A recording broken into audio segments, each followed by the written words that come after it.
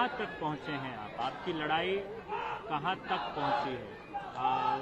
क्या कुछ चल रहा है, कुछ अगर बता पाएंगे? 1.5 महीने पुराना एक मूवमेंट शुरू होता है, उसने आज अपने एक पूरे देश की जनरेशन को जगा दिया है। जेन ज़ी आज जाग चुका है। 33 दिन हो गए इस आंदोलन को शुरू हुए, लेकिन आप देखिए अभी भी जंतर मंतर खचाखच भरा हुआ है।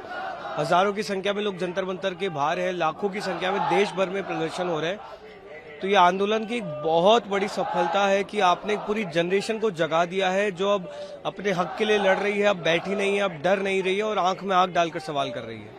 कल ऐसी चर्चाएं थी कि आप लोगों को मैसेज आया कि आ जाइए, बात कर लीजिए, लेकिन संवाद नहीं हो पा रहा है। क्यों? उनको बात करनी तो खुद आ जाए। हम तो गए थे 2 दिन पहले बात करने, हमारा टाइम वेस्ट कर दिया वहाँ पे नड्डा जी के घर पे।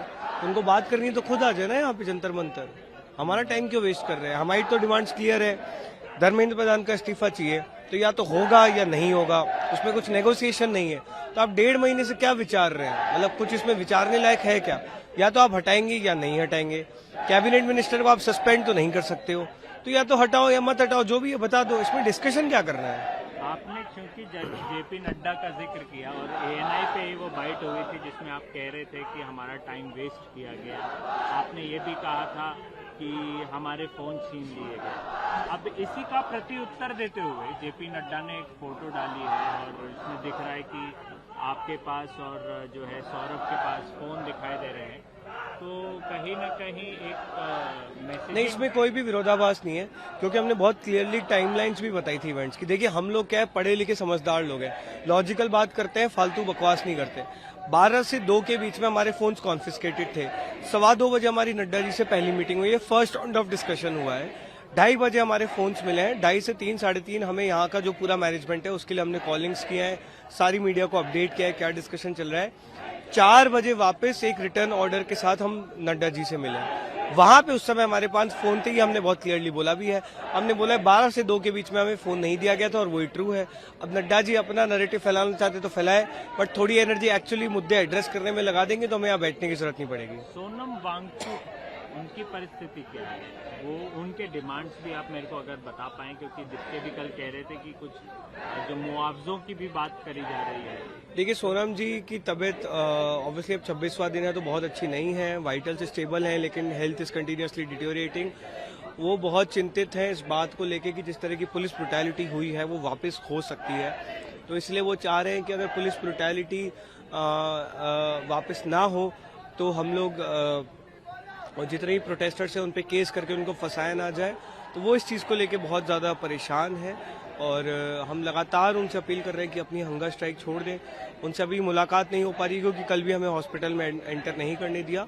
आज फिर से कोशिश करेंगे और देखते हैं सर से मुलाकात होती है। लिखित रूप से डिमांड उन्होंने रखी है, दिप्ते कह रहे थे कुछ 1 करोड़ का मुआवजा मांगते। वो तो हम लोगों ने जो डिमांड्स हैं वही चीज़ उन्होंने भी मांगी है कि 1 करोड़ का मुआवजा दिया जाए, प्रधान को इस्तीफा लिया जाए और तीसरी चीज़ किसी भी प्रोटेस्टर पर कोई कार्रवाई ना हो।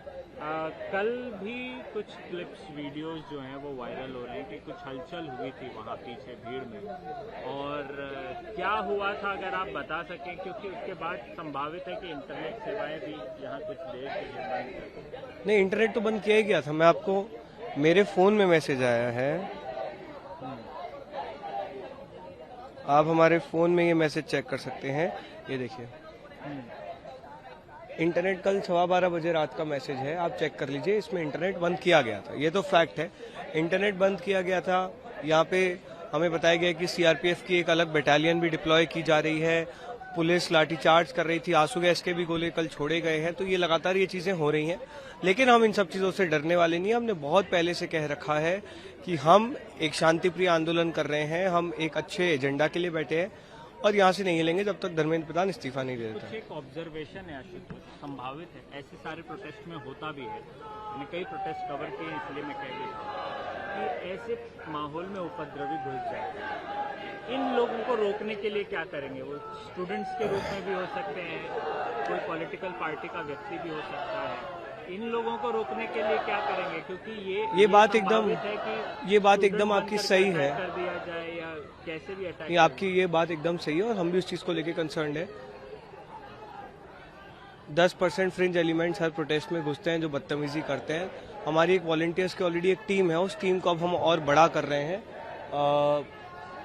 क्योंकि क्राउड अब बहुत ज़्यादा बढ़ गया है। तो हम लोगों की जो वॉलंटियर टीम है उसको हम अब एक्सपैंड कर रहे हैं और आज हम और वॉलंटियर्स भी डिप्लॉय करेंगे और हम कोशिश करेंगे कि जितना ज़्यादा हम मिनिमाइज़ कर सके इस चीज़ को हम मिनिमाइज़ करें। संवाद बढ़ेगा आगे कैसे? सरकार के पास है संवाद करने की शक्ति, हम तो आम लोग हैं, हम तो यहीं बैठे हैं, यहीं सो रहे हैं। आप आके निकलिए अपने घरों से, हमसे बात करिए, हमें कोई दिक्कत नहीं है।